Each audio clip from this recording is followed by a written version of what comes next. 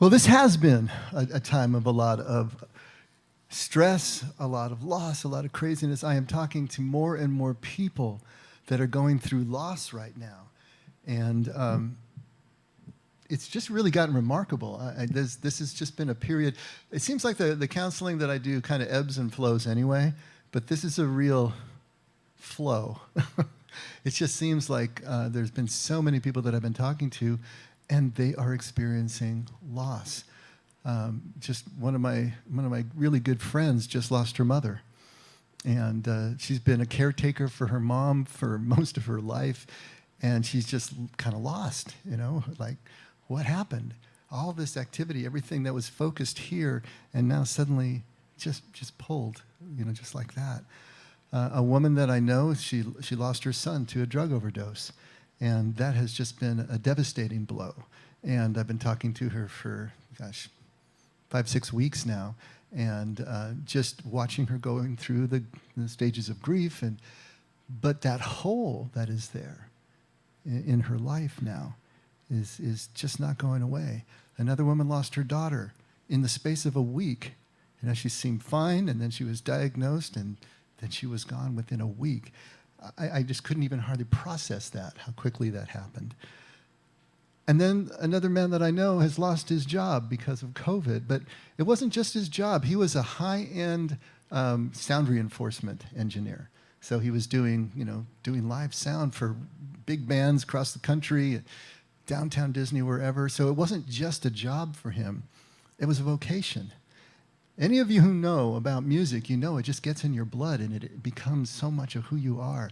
And he was the first one out, and he says, if it comes back at all, I'm going to be the last one back when this is over.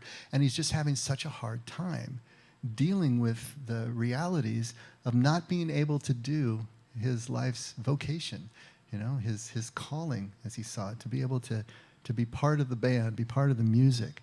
Just so much loss, so much loss. And not only that, but in a more, communal, collective sense, the whole COVID thing, the whole racial unrest, and now the election that's coming up.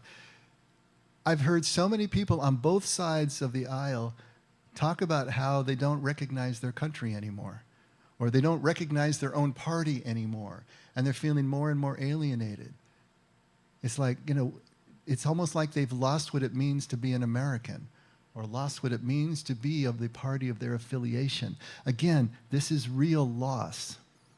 Real loss. And all these losses are different. And you can say, yeah, some are higher and some are lower. But what's common to all of them? When you take a look at the loss of a person in your life, a central person in your life, a job, a vocation, or just a mindset, an understanding of the way things are, what is common to all? They all are forcing a question that we need to ask ourselves. Who are we when we lose the defining part of our lives? Who are we when we lose a defining part of our lives? Every time we lose someone, every time we lose something that is central enough in our lives that it changes the very ground of our lives, the ground that we walk on, we have now been kicked into a new journey for identity. Who are we? And I know I've done this in here before, but it's worth just another thought experiment. Who are you? Who are you? If you were pressed to answer that question, how would you answer that question?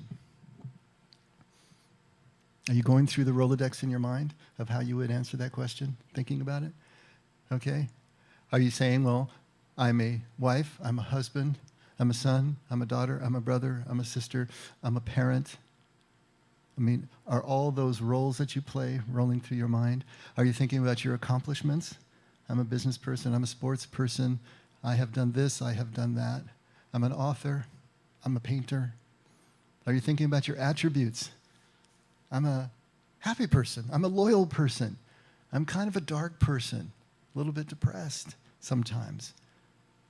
All those things that we think about when we think about who we are, all those things that we can imagine ourselves to be, are natural. It's so human of us to do that, because as we live and breathe and go through life, what is it that gives us a sense of self? It's the roles that we play. It's the accomplishments that we have achieved. It's the attributes that we see in our personality and in our lives. But you have to understand, we have to all understand, that anything that can be taken from us is not who we are. If it can be taken from you, it's not who you are. Why is this so hard for us to understand? Why is it so hard for us to get our arms around an identity that is deeper, an identity that cuts underneath all the things that we can imagine that we do and that we accumulate and the roles that we play? Why is this so hard for us? Thomas Merton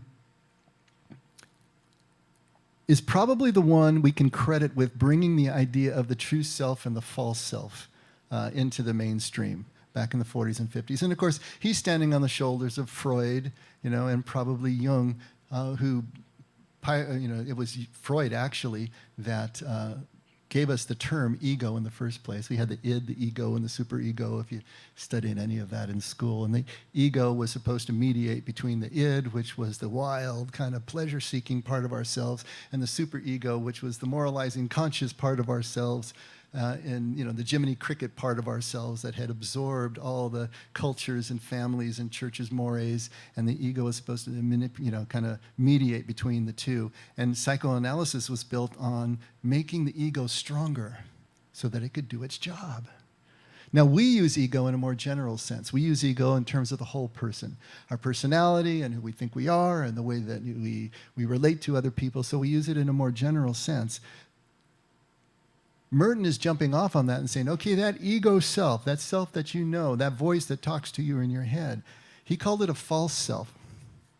And he was contrasting it with a true self, which is deeper and is beneath and transcends all of that. And I don't know if false self is the best term for us to use because it implies that there's something wrong with this ego self, with this, I'd like to call it a small self. Richard Rohr is calling it a separate self. I think that's probably pretty good. But there is nothing wrong with that egoic self, with that small self or separate self. In fact, it's absolutely essential. It's essential to who we are. It's essential to the way that we need to work. It's a necessary byproduct of just being self-aware. As soon as we rose above the animals, in the Bible, as soon as we ate from the tree of the knowledge of good and evil, we suddenly had a voice that talked to us in our heads. That's the voice that thinks. That's the voice that can think about past and future, think abstractly, and do all the things in terms of judgment and differentiation and everything that we need for survival. It's a necessary part of who we are. But if we don't balance it with this true self that Merton is talking about, then things start to get out of whack. Take a look at what Rohr says. He puts it this way. Our separate self is who we think we are, but our thinking does not make it true. It's a social and mental construct that gets us started on our life's journey. It's a set of agreements between us as individuals and our parents, families, school friends, partner or spouse, culture, and religion. It's our container that we create for ourselves. It is largely defined in distinction from others. This is us saying, this is me, as opposed to you, as distinct from you. What's the first word that the 2-year-old learns? No. Because they're starting to develop a distinction between their will and your will as parent, right? So this is in distinction primarily from others, precisely as our separate and unique self. It is necessary, but it becomes problematic when we stop there and spend the rest of our lives promoting and protecting this small self. It's like the small self, the ego self, however you want to call it, is really, if you think about it, it's our interface with the world. If the ego in Freud speak was the mediator between the id and the superego, our ego in the larger sense, the way we use it, is the mediator between us and all of the outside world. If you think about a computer, that screen you're looking at, that's called a GUI. At least it was back in the early days of Apple. It was a graphic user interface. That's our interface. That's how we interact with the hard drive on the computer and the data that's stored there. You know, we can move a mouse and we can do this and we can type. We have all these ways of interfacing with that computer. So our brain can interface with the computer's brain through this graphic interface. If you think about it, our ego, our small self, our separate self is doing exactly the same thing between our true self, which is way down there and we don't access directly, and everything else in the rest of the world. This is how we connect. This is how we operate. This is how we survive, how we breathe through the day, how we relate to one another. This is absolutely necessary. We need this. But we have to balance it. If we're not balanced with the awareness of a deeper, true, or essential self, then what happens is we end up living in fear. Because a small self is always interested in self-preservation. It's always going to do what it needs to do to protect itself.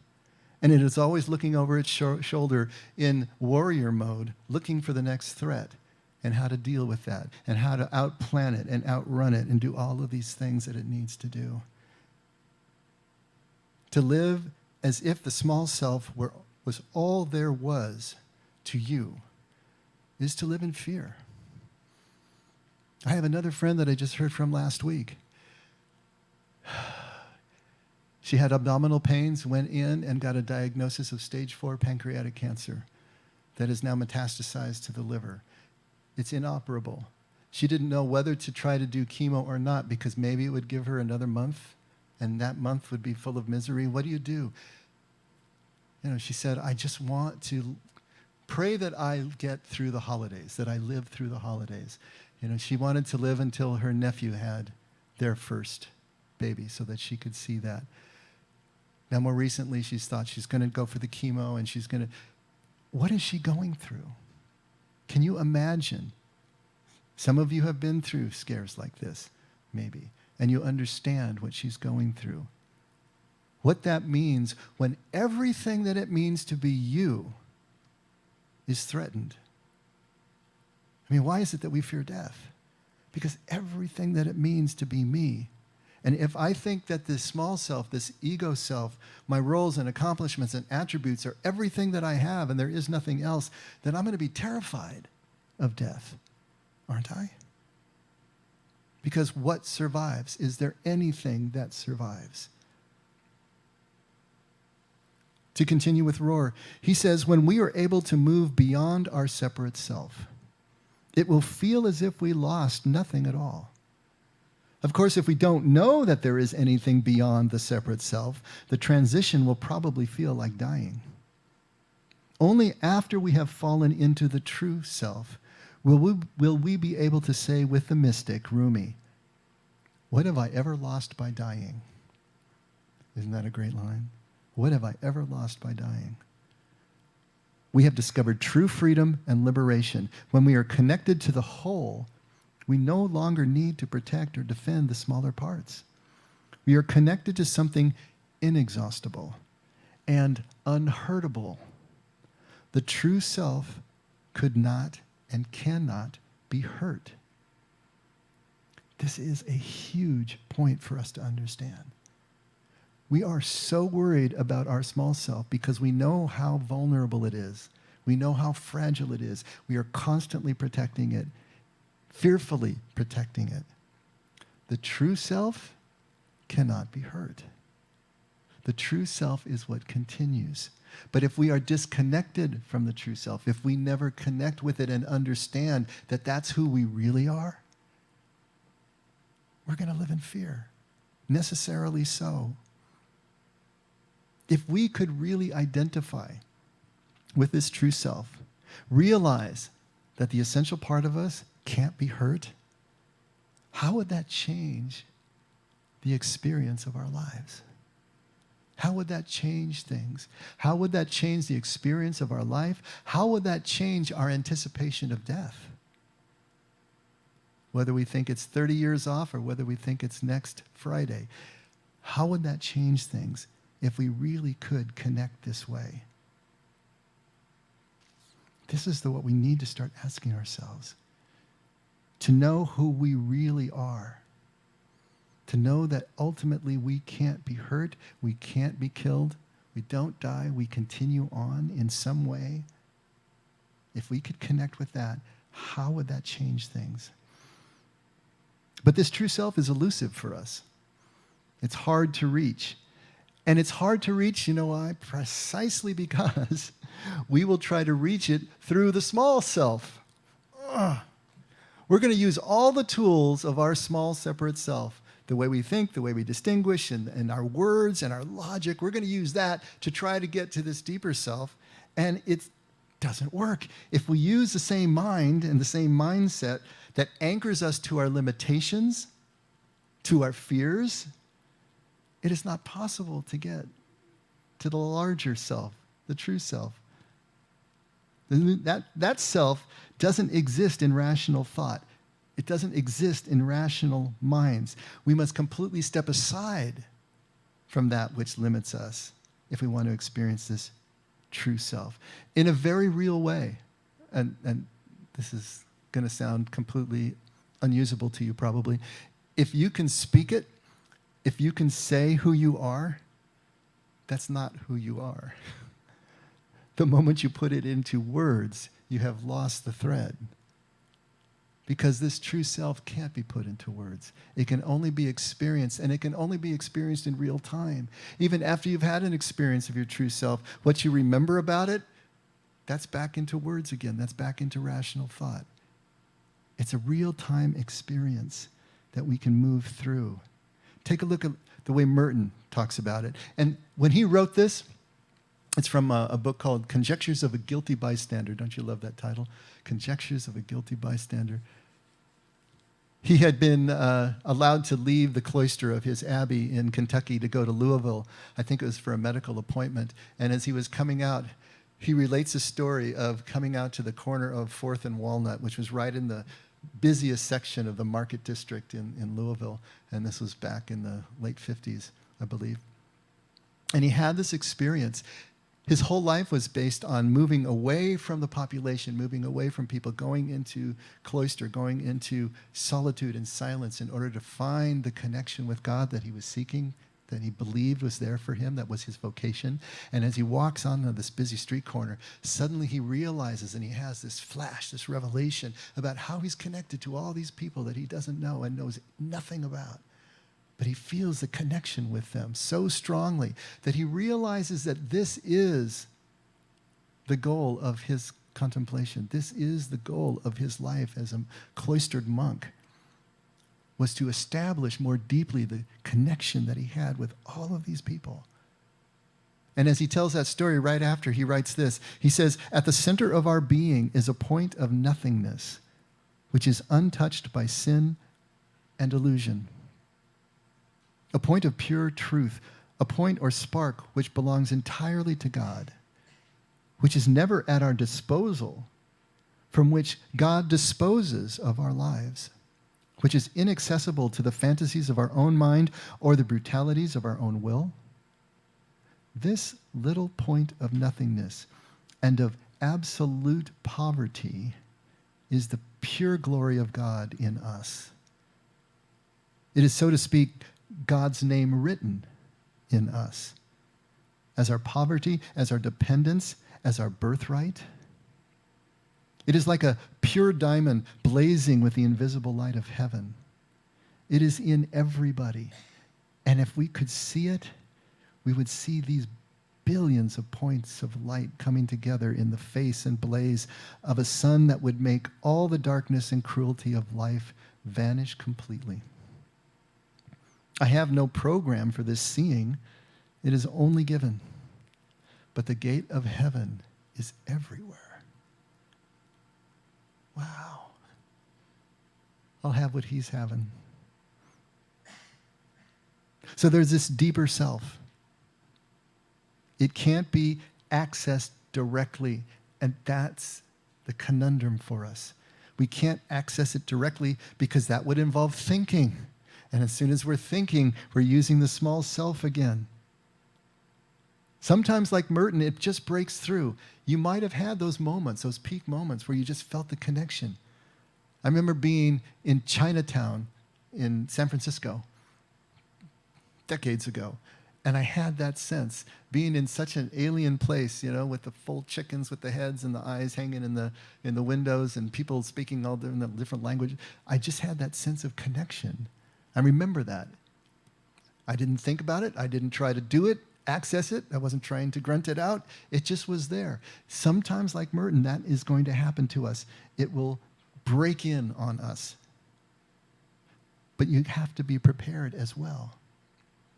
I mean, think about Merton's life. By this time, he had already spent 15, 18 years as a cloistered monk in silence, in solitude, in contemplative prayer. Remember we talked about Moses spending 40 years as a shepherd in the back of beyond before he was prepared to be able to see the burning bush for what it really was and to turn aside and actually spend time in holy ground? Merton had done the same thing. He was a connection waiting to happen. He had spent that time. I suppose there are moments that just break on us regardless. But when we are prepared, they break on us more and more. And when we voluntarily move into the place and create the environment, both internally and externally, that are ideal for these breaking ins to happen, it's going to happen more and more with us. And every time we do, we are finding something else about this true self that is completely connected with God. How do we come to identify with the true self? What can we actually do that will take us there to realize finally that who we are can't be hurt? Well, Jesus tells us, Jesus shows us with his life how this happens. But once again, in reading the Gospels, we have to learn to read between the lines or we'll just miss it. We'll jump right on past. Because we tend to think of Jesus as fully formed from birth. He was laying there in the manger, and he already was fully God, fully man, knew exactly who he was and what he was about. We tend to think of him that way because of our theology. I mean, don't we? We don't really think of Jesus as starting more like us and then progressing and learning and growing, understanding things about himself that he didn't know before. And yet that's exactly what Luke 2 is telling us. When he was 12, remember? And his family went to Jerusalem for the festival, and he stays behind, and they go a full day out with the caravan before they realize Jesus is not with the caravan. Full day out, full day back, 3 more days searching for him. Can you imagine you searching for your child for 5 days, your 12-year-old, who was home alone in the big city someplace, and you're trying to find your kid? Well, they weren't too pleased with him when they found him. But after that experience, what Luke says, maybe we should take a look. No, I didn't write that one down. What Luke says is that he grew in wisdom and stature. But he went home with them and submitted himself to them. He submitted himself to them, and he continued to grow in wisdom and stature. At 12 years old, what does it mean to submit himself to his parents? It means to play the roles that he was expected to play as a son. To start to identify with the family as his primary community. And we don't get any of that information in the Gospels. It's almost like when you're watching a movie, here's this close-up of Jesus' face as he's 12, right after this incident, and then it slowly just cross-dissolves or morphs into his 30-year-old face, and he's getting ready to go into the river to be baptized by John. It would be exactly a cut like that, with nothing in between. We don't get any information in between, and it makes us crazy because we want to know. 18 unaccounted for years in Jesus' life. What the heck happened there? But if Jesus was submitted to his family, if he identified with the roles that he was expected to play as son, as brother, because he had brothers and sisters, as brother, as craftsman, as the heir to his father's business and shop, as businessmen, and eventually as head of household, because most likely, since Joseph is never mentioned again in the scriptures, he probably died. which made Jesus as eldest son the one who was head of household, who was expected to care for his mother, care for his younger brothers and sisters, care for the business, and make sure that everything was going along so that the family survived. All of those roles. Did he identify with those roles? Well, we can't know that for sure. But there are clues that we can look at. And I suppose the big question is, what did Jesus know and when did he know it? About who he was, what his identity was. But we can say this, however he identified, how much he identified, his family was a huge part of his life for some period between 12 and 30, and we don't know how long he was there with them. But it would have been the ground of his being. It would have been the community that defined the roles that he played. Yet at the same time, there was something deeper that was pulling him out and along until finally, for whatever reason, he goes out to be baptized by his cousin John in the River Jordan. And we do know something about that because that's where the story picks up again. And if you take a look at Mark, chapter 1, starting at verse 9, in those days Jesus came from Nazareth in Galilee and was baptized by John in the Jordan.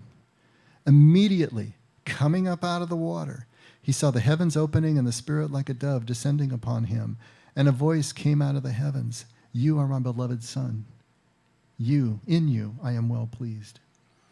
And immediately then the Spirit impelled. Notice that word, impelled. It's an almost violent Greek noun. It just has a lot of push to it. The Spirit impelled him to go out into the wilderness. And he was in the wilderness 40 days being tempted by Satan, and he was with the wild beasts, and angels were ministering to him. This idea of being impelled into the wilderness. And we've talked about how the 40 days is symbolic here. We have 18 unaccounted for years. How long did Jesus stay at the home? How long and when did he go into the wilderness? We don't really know for sure. But it was longer than 40 days. I am convinced. Can't prove it to you, but I'm convinced because I know how long these things take. For him to go out into the wilderness to the point of his complete exhaustion, to the point of being completely emptied out, to the point of starting to reevaluate everything that he thought he knew about himself. This is what is happening. And when he comes back, he is almost unrecognizable to his family and to his community, to the village of Nazareth. The people are confused. The people are outraged at what they see when he comes back. And it takes them a while to figure it out. Take a look at Matthew 13, verse 54. He came to his hometown and began teaching them in their synagogue. This is Nazareth. So that they were astonished. And they said, "Where did this man get this wisdom and these miraculous powers? Is this not the carpenter's son? Is not his mother called Mary, and his brothers, James and Joseph and Simon and Judas, and his sisters? Are they not all with us? Where then did this man get all these things?" And they took offense at him. And Jesus said to them, "A prophet is not without honor except in his hometown and in his own household." And he did not do many miracles there because of their unbelief. And Luke takes it even further. Look what Luke says at chapter 4, verse 28. And all the people in the synagogue were filled with rage as they heard these things, as they heard his teachings. And they got up and drove him out of the city and led him to the brow of the hill on which their city had been built in order to throw him down off the cliff. But passing through their midst, he went his way. He was so changed that they couldn't believe it. They couldn't get it out of their minds. They saw this guy grow up. They saw this guy work in the shop. What the heck? Now, obviously, all that time that they knew Jesus before he went away, he didn't stick out in their minds. He wasn't something radically different. He obeyed or he fell into the norms of their society in their village before he left. He fit in. He didn't draw attention to himself. He seemed normal, quote unquote, right? He appeared, at least to them, to be identified with the roles that were assigned to him in his family and in the village. When he comes back, everything is changed. And his family literally thinks he's insane.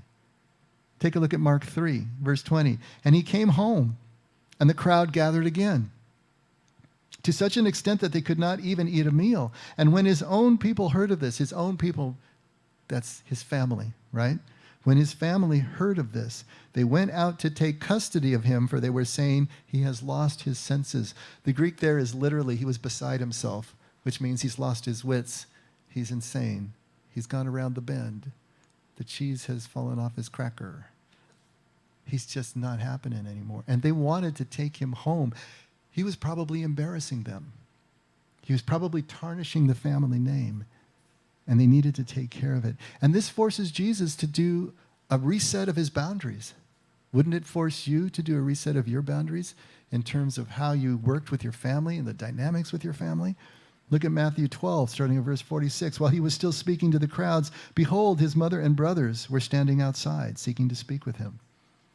And someone comes to Jesus and says, behold, your mother and your brothers are standing outside, seeking to speak to you. But Jesus answered the one who was telling him and said, who is my mother? Who are my brothers? And stretching out his hand towards his disciples, he said, behold, my mother and my brothers. For whoever does the will of my Father who is in heaven, he is my brother and sister and mother. Whatever Jesus knew about his identity before he left, and to his family and village, he was typically playing those human roles and accomplishments. He was radically changed by his years spent away in that wilderness.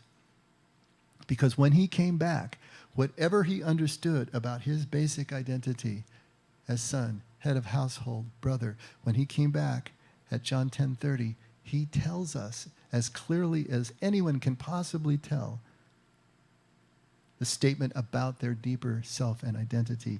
I and the Father are one.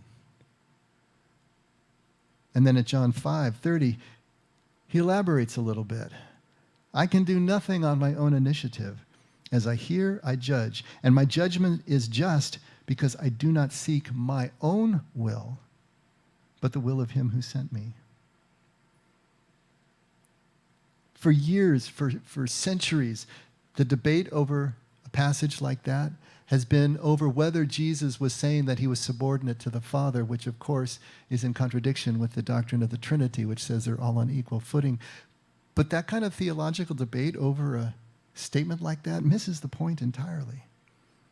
What Jesus is saying is that he no longer identifies with his small self, with his separate self, with the roles and accomplishments and everything that he has played as a physical human being.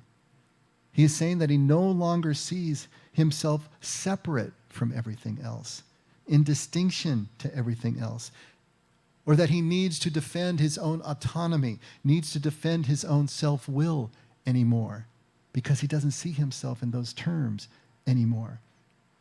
What he's saying is he is now identified with ultimate reality that he calls Father, that we often call God. He identifies now with everything and everyone included in this ultimate reality. No separation at all, no disconnection.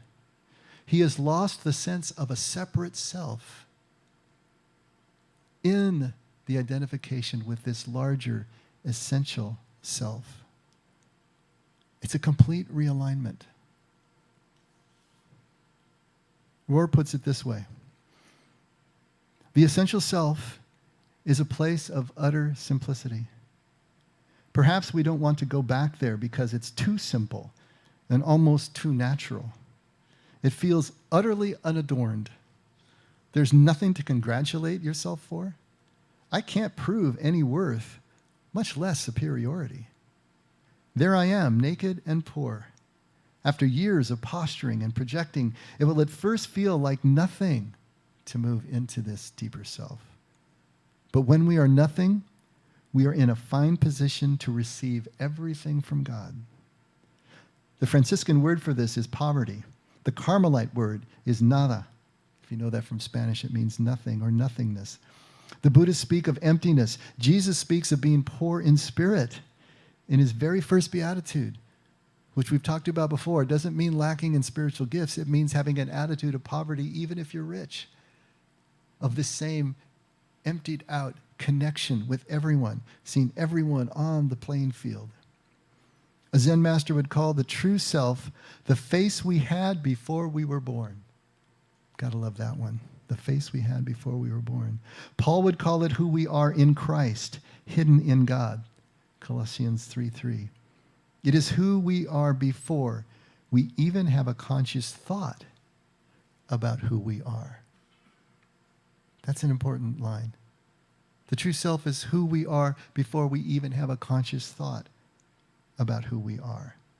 Thinking creates the separate self, the ego self, the insecure self. The God-given contemplative mind, on the other hand, recognizes the God self, the Christ self, the essential self of abundance and deep security. Only when we stop using the mechanics of the small self, the way the mind actually works, the way we think, can we experience this essential self, this true self. So how do we do that? Well, Jesus tells us to pick up our cross daily and follow him. Now notice that. Pick up the cross daily and follow him. That sounds kind of scary to us. And we've misinterpreted by taking it too literally that we somehow have to be in pain, or maybe we have to die as a martyr. It's not what he's talking about there. To pick up the cross daily, to die daily, to allow yourself to be executed daily is talking about letting go of that small self, letting go of who you think you are. Stop defending your own self-will. Stop defending and perpetuating the sense of distinction and separation from everyone and everything that the small self demands, that the ego mind demands, in order to have the illusion of its own survivability. This is what we're constantly doing. Jesus says if you want to find your life, you have to lose it. All of that paradoxical saying. And Paul says so much of the same thing about the old man dying. It's the same thing. Are we willing to let go? These are metaphors for the death of the small or egoic self in the contemplative practice, in the way that we live our lives in contemplative spirituality. A final quote here, from this time from Cynthia Bourgeault. She's on the staff with Richard Rohr and a contemplative and a mystic in her own right. She writes, when we enter into meditation or contemplative prayer, it's like a mini death, at least from the perspective of the ego. We let go of our self-talk. We let go of our inner dialogue, our fears, wants, needs, preferences, daydreams, fantasies. We simply entrust ourselves to a deeper aliveness, gently pulling the plug on that tendency of the mind to want to check in with itself all the time. In this sense, meditation is a mini rehearsal for the hour of our own death, in which the same thing will happen. There comes a moment when the ego is no longer able to hold us together, and our identity is cast to the mercy of being itself. This is the existential experience of losing one's life in order to gain it, of picking up the cross and following daily, of letting the old man die, of the sign of Jonah of going into the belly of the whale and coming out the other side, of Jesus going in to the belly of death in the tomb for 3 days and coming up the other side. All of this imagery designed to help us to see the same thing. The rich young man coming to Jesus and saying, what must I do to obtain eternal life? Sell everything you own and give it to the poor and come follow me. Are we willing to do that? Are we to the point? Are we prepared to start to chip away at the ties to this small self, to the allegiance, to the slavish, compulsive defense of that part of ourselves to see how much else is left? What Bourgeois is talking about is the contemplative practice that we've been talking about here for 13, 14 years now. The practice of stepping aside from that on a regular basis to continue to weaken the sense of our identity with that part of ourselves that thinks and talks and judges and separates, so that we can spend time with something deeper. There's a Latin phrase called coram Deo. It literally means before the face of God. We use it in the sense of in the presence of God. Last week we talked about Elijah standing before God, and that the Hebrews understood that position, to stand before God, as prayer itself, to be in God's presence, coram Deo, to be in the presence of God, to completely give our presence to this moment in the presence of God, is to experience this deeper self. We won't experience it separate from everything else. We won't experience it as standing alone in autonomy. We won't experience it as an expression of our own will. We will always experience it in connection with. I and the Father are one. Our true self will always be a reflection of the ultimate reality from which we came, from which we get every breath, from which we're going to return in some way that we can't imagine on the other side of death. But this is where Jesus is trying to get us. It is the practice of presence in whatever way we do it.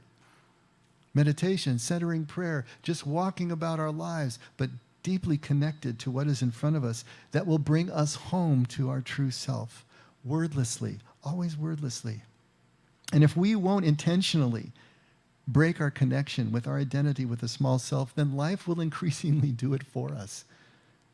Just as this loss that we've been talking about and that I opened with, every one of those moments of loss that completely redefines the playing field for your life, completely redefines what you thought you knew about life and about yourself, is a moment when the true self has a chance to break through, if we will let it, if we will stay in that space, if we will take the journey of grief on that playing field instead of immediately jerking ourselves back to reinforce and defend and protect what we thought we knew before in our small self. But if we will voluntarily sell everything that we own, then we can start to find the freedom from fear that Jesus promises us, because then we can begin to identify with ourself that can't be hurt. That can't be hurt. The blessed assurance of that can't even be imagined until it's experienced. Because we're human. And because we're human, we suffer from this really bad case of mistaken identity, don't we? We assume we are what we think. But practicing presence in the silence, in the solitude of letting the small self fall away, that's how we come home. And Jesus wants us to come home, because it's there that the fear falls away for everything in our life and everything in our anticipation of our death, because we finally realize we can't be hurt. Let's pray.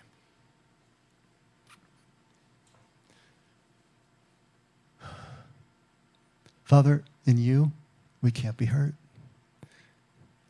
In you, everything that we do and everything that we face, as difficult as it is, as painful as it is, as breathless as it can be, in the back of our minds, we can know that we will survive, that everything really will be well. Everything will be okay in ways we can't imagine.